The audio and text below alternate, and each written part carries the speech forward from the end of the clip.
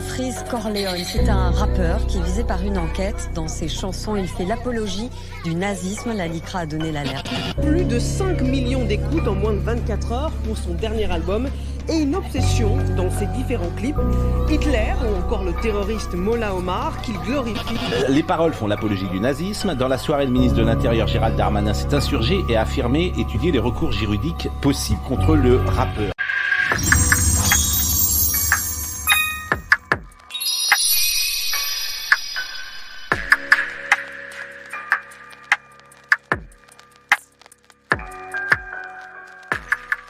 Vous l'aurez compris, Freeze Corleone est un personnage très controversé.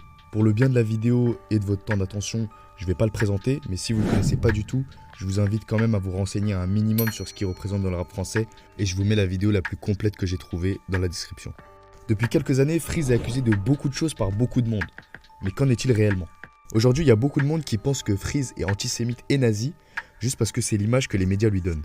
J'ai trop souvent été choqué par l'ignorance et la naïveté de certains. Donc aujourd'hui, je vous fais cette vidéo pour que vous puissiez vous faire votre propre avis sur Freeze Corleone.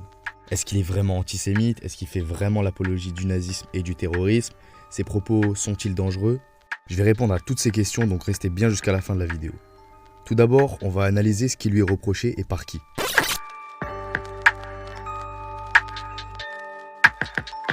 Tout commence quand Freeze sort l'album LMF le 11 septembre 2020. Ce dernier va susciter beaucoup de controverses, notamment parce qu'il s'attaque à beaucoup de monde tout au long de l'album. Donc c'est à ce moment-là que ses opposants principaux se manifestent. C'est la LICRA, Ligue internationale contre le racisme et l'antisémitisme, et eux, ils lui reprochent pas mal de choses.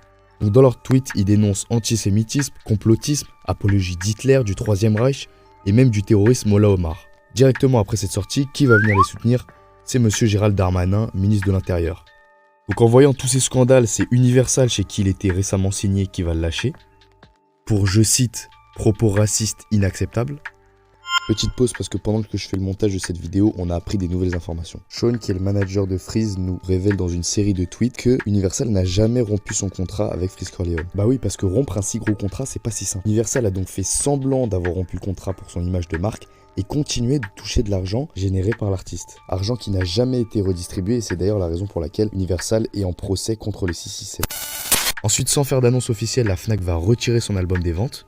Skyrock va arrêter de le passer en radio. Les députés du LREM vont également réagir et demander des condamnations. Ensuite, il y a beaucoup d'autres acteurs qui vont s'exprimer. Mais il y en a deux qui vont intervenir plus tard qui sont très intéressants à présenter. Tout d'abord, B'nai B'rith, une organisation juive du Canada, qui en décembre 2022 va interdire Freeze Corleone de se produire à l'Olympia de Montréal. Donc ces derniers disent avoir été alertés par des membres de la communauté juive, et selon le code criminel canadien, il est interdit de minimiser ou nier l'Holocauste autrement que dans une conversation privée. Monsieur Rotran, ancien conseiller municipal de Montréal, va expliquer que B'nai B'rith se prépare ainsi à porter plainte à la police, puisque selon eux, les paroles de Freeze nient et déforment l'Holocauste. Le deuxième acteur intéressant, ça va être la ville de Rennes, dans laquelle Freeze devait se produire en mars, mais qui l'a interdit de spectacle le 28 février pour, je cite, un risque avéré de trouble à l'ordre public en raison notamment de paroles jugées antisémites. Et la LICRA dont je parlais un peu plus tôt a fait une compilation vidéo pour illustrer leurs propos et entamer des poursuites judiciaires. Donc je vais vous passer tout de suite la vidéo pour que vous voyez concrètement ce qu'ils reprochent à Freeze. Gros comme des banquiers suisses, tout pour la famille, pour que mes enfants vivent comme des rentiers juifs. Qui lui a vie, fuck un Rothschild, fuck un Rockefeller. Moi j'arrive déterminé comme Adolphe dans les années 30. J'mets le nain dans ma négro, dans l'ombre on complote comme les Bilderberg. Puis sur la route du papier monte un empire comme le jeune Adolphe. Déterminé avec de grandes ambitions, négro, comme le jeune Adolphe. Casque dans les... Tu as Dakar, t'es dans ton centration. Que sont les Indiens d'Amérique, que sont l'esclavage, j'ai rêve des... Shenzhen, j'ai les techniques de propagande de Goebbels. On arrive dans des Allemands comme des SS. Tous les jours RAF de la Shoah. Qui lui a vie, seigneur de guerre comme le Mollah Omar. Donc pour résumer, on l'accuse d'antisémitisme, d'apologie du nazisme et du terrorisme, et puis de complotisme.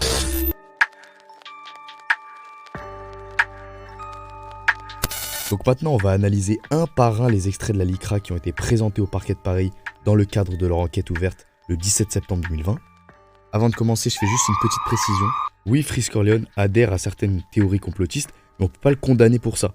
Donc je ne vais pas débattre la nature complotiste des phrases que la LICRA a présentées au parquet de Paris, puisque si elles ont été présentées à ce parquet-là, elles sont soit liées à la haine raciale, soit au nazisme, soit au terrorisme.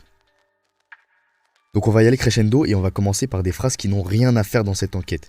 Vous allez vite comprendre. Négro dans l'ombre on complote comme les Bilderberg. Donc pour résumer rapidement, le groupe Bilderberg, c'est un groupe composé des élites européennes et américaines qui se rassemblent une fois par an. Et dans leur rassemblement, les journalistes et les médias sont pas autorisés. Donc on ne sait pas du tout ce qui se passe dedans. Ça a eu pour conséquence d'alimenter de nombreuses théories du complot, comme quoi ce serait eux qui dirigeraient le monde, etc. Quand il dit on complote comme les Bilderberg, on est dans du complotisme pur et dur. Mais il n'y a rien de nazi, terroriste ou antisémite. Et cette phrase a vraiment rien à faire dans une enquête criminelle. Qui lui a vie, fuck un Rothschild, fuck un Rockefeller. Là, je précise juste, quand il dit Killu, c'est le diminutif de Killuminati ou Kill Illuminati. C'est juste une affirmation de sa volonté de faire tomber les élites dont les Illuminati font partie. Donc en gros, quand il dit Killu à vie, ça veut dire qu'il est anti-Illuminati à vie. Ensuite, il mentionne deux grandes familles très riches des États-Unis, que sont les familles Rothschild et Rockefeller. Donc ici, peut-être que la LICRA a pensé que Fries s'adressait aux juifs en disant fuck un Rothschild, fuck un Rockefeller, puisque les Rothschild sont juifs. Mais les Rockefeller, eux, sont chrétiens. En effet, Davison Rockefeller, qui est le fondateur de la lignée des Rockefeller et le grand-père de David Rockefeller, a durant sa jeunesse intégré une église chrétienne évangélique. Donc on n'est pas dans de l'antisémitisme, on n'est pas dans du terrorisme, on n'est pas dans du nazisme. Au mieux, on est dans du complotisme, mais encore une fois, c'est pas condamnable par la loi, donc qu'est-ce que ça fait dans une enquête criminelle ? Bon, ces deux-là, ils étaient plutôt faciles, mais maintenant, on va s'attaquer à des cas un peu plus complexes. Toujours RAF de la Shoah. Tu as Dakar, t'es dans ton centration. Sur les Indiens d'Amérique, sur l'esclavage, RAF des... Le dernier mot est bipé, mais grâce à la ligne précédente, on comprend très bien qu'il voulait dire RAF des camps de concentration. Donc ces deux punchlines-là, elles sont très difficiles parce qu'elles sont très provocatrices et il faut bien en saisir le sens. En fait, Fries, il essaye pas de négliger la Shoah, mais il essaye de mettre en lumière d'autres événements tout aussi tragiques dont on parle pas ou très très peu. Il critique l'éducation nationale. L'éducation pour lui c'est un sujet très important et dans le même son que la deuxième punchline, il va d'ailleurs dire qui lui a vu réputation, prochaine bientôt ministre de l'éducation. Mais alors qu'est-ce qu'il critique concrètement ? Concrètement, il critique que l'éducation passe beaucoup trop de temps sur la Shoah et le génocide juif, alors qu'il y a d'autres génocides qui ne sont pas du tout abordés dans le programme français. Je rappelle que Fries Corleone a fait le lycée français de Mermoz, au Sénégal. Fries pense notamment au génocide du Congo. On oublie souvent de citer la fin de la première punchline, mais il dit ceci. Tous les jours, RAF de la Shoah. Gardien, SO Congo, chaque jour. Ce que Fries veut dire par là, c'est pas vraiment qu'il en a rien à foutre de la Shoah, c'est juste qu'on lui parle de la Shoah depuis qu'il est en 6e. De la 6e à la terminale, on lui a parlé de la Shoah. La Shoah, c'est 6 millions de morts au total, et le Congo, c'est aussi 6 millions de morts. Donc il comprend pas pourquoi deux génocides qui ont fait autant de morts ont des places si différentes dans le programme de l'éducation nationale. Il faut savoir que le génocide du Congo n'est même pas au programme de l'éducation nationale, que ce soit de la 6e à la terminale. Il n'est pas du tout abordé. Pour éducation publique sur les génocides du Congo, Fries va même jusqu'à mettre des liens d'articles qui résument le génocide dans sa page Genius. Les différentes places de ces génocides au sein de l'éducation nationale peuvent s'expliquer de plusieurs manières. Aimé Césaire disait notamment que ce qui s'est passé pendant la Seconde Guerre mondiale choque autant le monde, car c'est la première fois que ces techniques sont utilisées sur d'autres peuples que des Africains, des Antillais ou des Indiens. On pense notamment aux camps de concentration qui étaient en place en Namibie en 1904 sous Eugène Fischer. Mais la vraie question, c'est de savoir si c'est de l'antisémitisme. Donc on va prendre la définition de l'antisémitisme du ministère de l'égalité homme-femme et de la lutte contre les discriminations. C'est la plus complète que j'ai trouvée et elle dit ceci. Donc c'est une perception des juifs qui peut s'exprimer par de la haine à leur égard. Ces manifestations peuvent être rhétoriques ou physiques et elles sont dirigées contre des individus juifs, non juifs, leurs biens ou alors des institutions de la communauté juive. Donc ici on est sur une manifestation rhétorique, mais est-ce qu'il y a de la haine à l'égard des juifs ? Et bien c'est plutôt de l'indifférence puisque quand il dit RAF, il veut dire rien à foutre. N'en avoir rien à foutre, c'est n'en avoir rien à foutre en fait. Donc il n'y a pas de haine, juste il s'en fiche. Ensuite, Fries Corleone ne dirige pas sa rhétorique contre des juifs ou des institutions juives, puisqu'elle est dirigée contre l'éducation nationale. Il veut dire à l'éducation nationale, j'en ai assez entendu de la Shoah, maintenant parlez-moi d'autres génocides dont personne ne parle. Je suis d'accord que c'est des propos qui sont très choquants, mais c'est pour faire passer un message. Il sait qu'en parlant de la Shoah, les gens vont s'indigner. S'il avait dit RF du génocide arménien, personne n'aurait élevé la voix. On a un exemple parfait en 2015 où un homme politique turc qualifie le génocide arménien de mensonge international et va être protégé par les juges européens sous couvert de la liberté d'expression. Donc évidemment, le but c'est pas de comparer les génocides et de déterminer lequel était le pire, mais si on souhaite appliquer des restrictions sur les choses qu'on peut dire ou non sur un génocide, il faut que ce soit la même législation pour tous. Dans le Code criminel du Canada, par exemple, on retrouve un article sur la propagande haineuse et l'encouragement au génocide. Quiconque préconise ou fomente les génocides est coupable d'un acte criminel. Préconiser quelque chose, ça veut dire le recommander, et fomenter quelque chose, ça veut dire l'alimenter. Ça pourrait s'arrêter là, or il y a un article spécial pour l'Holocauste. Il nous dit que quiconque cautionne, nie ou minimise l'Holocauste est coupable. En gros, si on minimise l'Holocauste, on peut être puni, alors que si on minimise n'importe quel autre génocide, c'est légal. Moi personnellement, je trouve que ça c'est pas normal, et que tous les génocides devraient être sur un même pied d'égalité. Or c'est pas le cas, et dans la loi canadienne, dans la législation canadienne, il y a certains génocides qui sont plus graves que d'autres. Freeze veut dénoncer ces inégalités-là dans le cadre de l'éducation nationale française, mais peut-être également aussi du Canada puisqu'il a vécu là-bas. Après j'arrive déterminé comme Adolphe dans les années 30. Je mets le nom sur la route du papier, monte un empire comme le jeune Adolphe. Déterminé avec de grandes ambitions, négro, comme le jeune Adolphe. Petite précision avant de commencer à analyser ces deux punchlines. Quand Freeze dit « monte un empire comme le jeune Adolphe », il fait en fait référence au rappeur américain Young Dolph, qui était propriétaire du label Paper Route Empire. J'ai rassemblé ces punchlines puisqu'elles disent toutes deux qu'il arrive déterminé comme Adolphe. Encore une fois, Freeze flirte avec le politiquement incorrect. Il utilise simplement une hyperbole pour montrer à quel point il était déterminé, mais il ne veut en aucun cas soutenir ou glorifier Hitler. Ici, Freeze affirme de façon neutre que la détermination d'Hitler était très impressionnante. Mais alors pourquoi utiliser le terme nazi puisqu'il sait que ça va choquer ? Dans son son Ishinashina qui est sorti en 2023, il va se justifier sur l'utilisation de ces termes par l'entremise d'une interview du roi Enoch qui est un de ses collègues. Interview donc pour D-Damage et je vous mets l'extrait tout de suite. Cette image de roi Enoch dans la direction artistique, véritablement de roi et de nazi. C'est les gens te suivent à la lettre et tu les diriges. Moi j'ai des amis de l'Israël, grosse salutation à Tel Aviv, tu vois ce que je veux dire, donc faut faire très attention lorsqu'on parle de nazis. Moi, ce que j'aime, c'est l'intelligence dans les mouvements. Lorsque tu étudies les livres comme la Gestapo, tu vois ce que je veux dire. Il y a un génie dans les façons de faire la guerre et de bouger lorsque t'es à la guerre. Et le rap, c'est de la guerre. Napoléon, donc, par exemple. lorsque je flingue, moi, j'ai besoin de certaines inspirations de génie. Alors, je lis la Torah comme les livres de la Gestapo. Tu vois ce que je veux dire? Donc, en gros, le roi dit que ce qui l'intéresse chez les nazis, c'est pas leur nazisme et c'est pas leur haine des autres, c'est justement leur intelligence et la véritable méthodologie qu'ils ont mis en place pour conquérir l'Europe. Donc ce que Freeze admire, c'est la détermination d'Hitler, qui est parti de presque rien, et non pas le personnage d'Hitler. La frontière est très fine, mais il faut faire la distinction. Encore une fois, ce qui choque réellement, c'est le nom d'Hitler. Car s'il avait dit qu'il était dans le rap pour imposer sa vision totalitaire à la manière d'un autre dictateur ayant commis d'affreux crimes de guerre, personne n'aurait rien dit et ça aurait choqué personne. Et venez pas me dire le contraire puisqu'il l'a déjà fait. Ouais, c'est marrant. Don Dada, impose le NRM comme Dada. Ici, il dit vouloir imposer le NRM, donc nouveau rap mondial, comme Dada, faisant référence à Idi Amin Dada, dictateur d'Ouganda responsable de la mort d'environ 300 000 personnes. Idi Amin Dada, c'est déportation, racisme, extermination, cannibalisme. Freeze se compare à Idi Amin, pourtant je pense que tout le monde avait compris qu'il veut pas dire par là qu'il est cannibale, ou même qu'il adhère au mouvement politique d'Idi Amin Dada. Bien que les punchlines se ressemblent, puisque dans les deux cas on a une comparaison avec des tyrans qui ont fait des centaines de milliers de morts, la LICRA n'a pas jugé cette punchline problématique. Bref, on s'écarte un peu. Donc nous on veut savoir si ça c'est de l'apologie du nazisme. Pour ce faire, on va aller sur le site du gouvernement français et regarder les délits d'apologie. Pour qu'il y ait apologie, il nous faut une promotion ou alors une justification. Apologie vient du latin apologia, qui veut dire défense. Alors est-ce qu'on a de la défense ou de la promotion dans le cas de Freeze ? Ben, il ne justifie ou défend aucun acte ou pensée. Il a simplement un point de vue objectif, il n'émet pas de jugement, il dit pas que si c'est bien ou mal, s'il avait raison ou pas. Il dit simplement qu'Hitler était déterminé, c'est un fait. En ce sens, on ne peut pas parler d'apologie puisque Freeze ne met pas le nazisme sur un piédestal. On arrive dans des Allemands comme des SS. Cette punchline-là est un peu dans la continuité de la précédente. Pour remettre un peu de contexte rapidement, en gros, les SS étaient les soldats d'élite nazis. Donc ils roulaient souvent dans des véhicules allemands comme des Volkswagen ou alors des Mercedes. Et là, encore une fois, on n'a pas d'apologie, c'est un simple fait historique. Oui, les SS roulaient dans des Allemandes, eux aussi ils arrivent dans des Allemandes, qui est un peu un synonyme de réussite. Quand on roule en Mercedes, c'est qu'on a réussi souvent. Mais on n'a aucune défense et aucune justification. Donc oui, la punchline est un peu extrémiste vu qu'il mentionne les SS, mais on n'a aucune apologie du nazisme. J'ai les techniques de propagande de Goebbels. Goebbels, c'était le ministre de la propagande nazie du Troisième Reich. Donc en effet, on a une mention d'un homme qui a joué un rôle très important dans le Troisième Reich, mais il est question de sa propagande, chose qui est commune à tous les pays.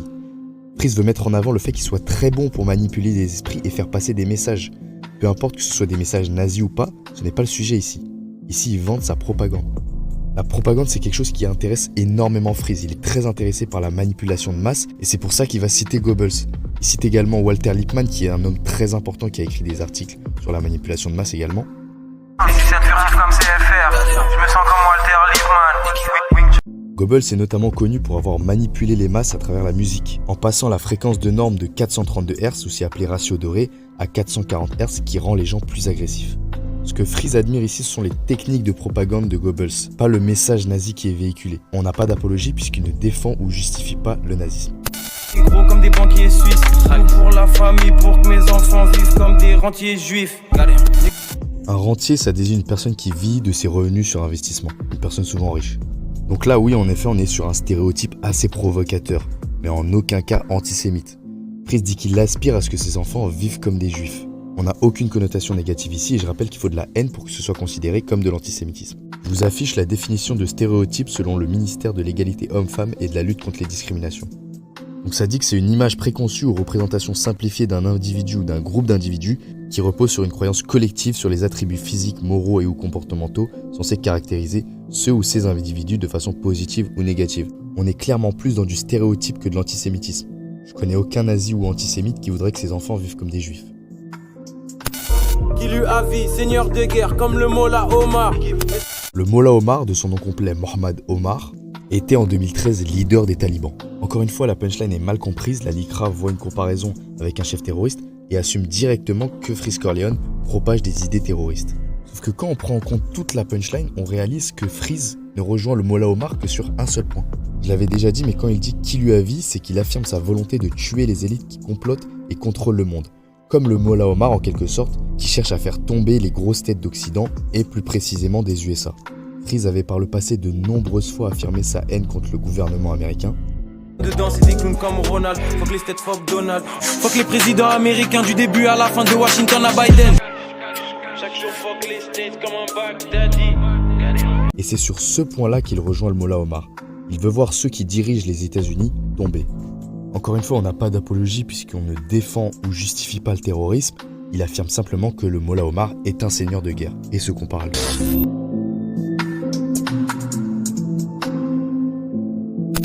Selon moi, ces arguments suffisent à prouver que Freeze n'est ni nazi, ni antisémite, ni terroriste, mais pour ceux qui ne sont pas du même avis que moi, il me reste quelques arguments généraux qui mettront tout le monde d'accord. D'abord, on a l'argument de la liberté d'expression. Donc cet argument-là, je l'aime un peu moins parce qu'il ne prouve pas que Freeze n'est pas antisémite, qu'il n'est pas nazi, qu'il n'est pas terroriste, mais plutôt qu'il est dans son droit, et que ses propos ne posent aucun problème juridique.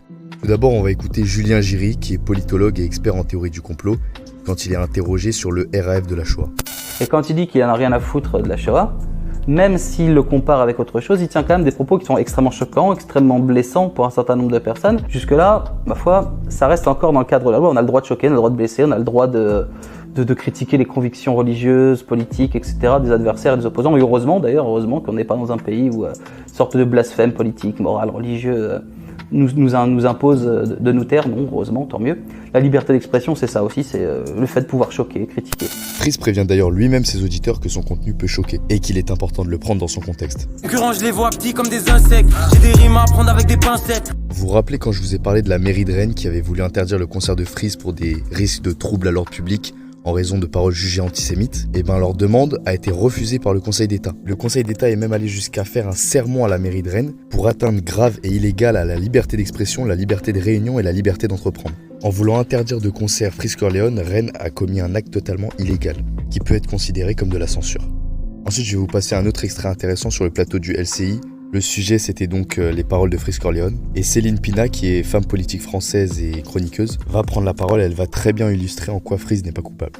On peut critiquer un système de pensée, on peut critiquer une religion, une philosophie, tant qu'on veut.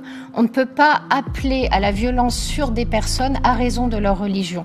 Ce qui change, c'est quand vous agressez explicitement un peuple. Autrement dit, si vous dites, par exemple, comme un jour ça s'est passé, l'islam c'est de la merde, vous pouvez. Si vous vous mettez à dire les musulmans sont tous des personnes détestables, là vous franchissez une limite, vous franchissez la ligne rouge. Donc elle nous explique que ça pose problème si on agresse explicitement un peuple. Or c'est pas le cas de Freeze puisqu'il mentionne qu'il n'en a rien à foutre de la Shoah ou encore qu'il voudrait que ses enfants vivent comme des rentiers juifs. C'est les seules phrases où il fait mention du judaïsme et on n'a aucune agression, que ce soit sur la religion ou alors sur les personnes religieuses. Ensuite, une des choses très intéressantes qu'on remarque dans les médias français, c'est le 2 poids 2 mesures. On remarque une volonté de faire taire Freeze Corleone qui n'a pas été reconnu coupable, alors qu'il y en a d'autres qui ont été reconnus coupables, notamment de provocation à la haine raciale, et qui peuvent encore s'exprimer sur les plateaux TV et faire des conventions, etc. Éric Zemmour a tenu de nombreux propos qui ont été condamnés, ou alors qui sont au moins aussi choquants moralement que ceux qui pourraient être tenus par Freeze Corleone dans ses chansons. Parce que lui, il voit des islamo-gauchistes partout, il voit un complot, un grand remplacement, enfin tout un tas de fantasmes qui eux-mêmes relèvent du conspirationnisme le plus nauséabond, clairement. On se retrouve donc dans un cas où on a deux personnes qui tiennent des propos complotistes. L'un tient des propos controversés sur le judaïsme mais n'est pas reconnu coupable par la justice et il est censuré. Et l'autre tient des propos controversés sur l'islam. Il est reconnu coupable par la justice mais il n'est pas censuré par les médias. 2 poids, 2 mesures. Freeze avait d'ailleurs déjà fait une punchline très similaire à celle sur les rentiers juifs mais en parlant des gitans. Ta famille est l'or comme un gitan, que je grade des MC, je me sens comme un titan. Ça n'a pas du tout dérangé la LICRA. Disons qu'on encourt moins de risques à tenir des propos islamophobes, hostiles aux musulmans, hostiles aux populations d'origine immigrée, qu'il y ait à tenir des propos contre les juifs. Freeze, il est tout à fait au courant qu'il y a ce 2 poids 2 mesures et d'ailleurs il le critique dans plusieurs sons. Équipe, et sur la section Zen et qui est Free Israël. Et apparemment on n'a pas le droit de parler de... Thibonus, il y a Zoukou Mezi qui est un de ses meilleurs amis qui s'est exprimé sur le sujet en disant que les gens n'avaient pas compris que Freeze, quand il parlait des juifs, c'était de leur aspect politique évidemment et pas de la religion même. Il est tout à fait d'accord et Freeze aussi pour dire qu'Hitler était un monstre. Maintenant, on arrive à un de mes arguments préférés, celui du premier nazi noir. Je vous passe d'abord quelques extraits où il utilise la comparaison pour s'exprimer, dire qu'il est plus fort que ses ops. Fox est négro comme Jean-Marie. Fox est négro comme le FN, parafran actif pour les bails de FM. J'en ai marre tous ces négros, comme un suprémaciste blanc. Je veux baroder au bled dans une forêt de vieux racistes blancs. On les fouette de ouf comme des négriers, tourne en rond comme des lévriers. Tu sais comment je me sens dans la 6. Galère, lunettes quartier comme un blanc raciste. Voilà, donc Freeze peut tenir ce genre de propos, pourtant on ne se pose pas la question de savoir s'il y a apologie de Jean-Marie Le Pen, du FN, s'il est suprémaciste blanc. Pour le FN et Jean-Marie Le Pen, ça poserait pas beaucoup de problèmes, mais faire l'apologie du suprémacisme blanc, ça pose beaucoup de problèmes. Là, tu me réponds logiquement qu'il va pas faire l'apologie du suprémacisme blanc puisqu'il est noir. Bah oui, t'as raison, mais du coup c'est pareil pour le nazisme. Comment un noir pourrait être nazi alors que les nazis voulaient exterminer les noirs? Sean, son manager, s'exprime sur le sujet. Faudrait être extrêmement débile ou de mauvaise foi de croire ou faire croire qu'un noir adore Hitler. Hitler, cette merde, nous détestait et les noirs ont aussi connu les camps de concentration. Pour résumer, si Freeze est suprémaciste blanc, alors il est nazi. Mais s'il n'est pas suprémaciste blanc, alors il n'est pas nazi. Freeze n'a jamais pris position positivement derrière le nazisme. Pourtant, il a déjà pris position négativement contre le nazisme.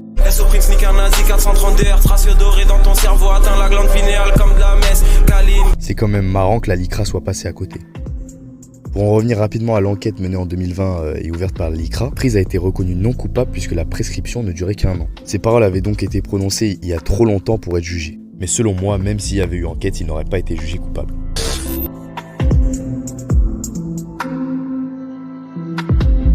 Bon, avec tous ces éléments, je pense qu'on peut en conclure que Freeze n'est pas antisémite et qu'il ne fait ni l'apologie du nazisme, ni du terrorisme.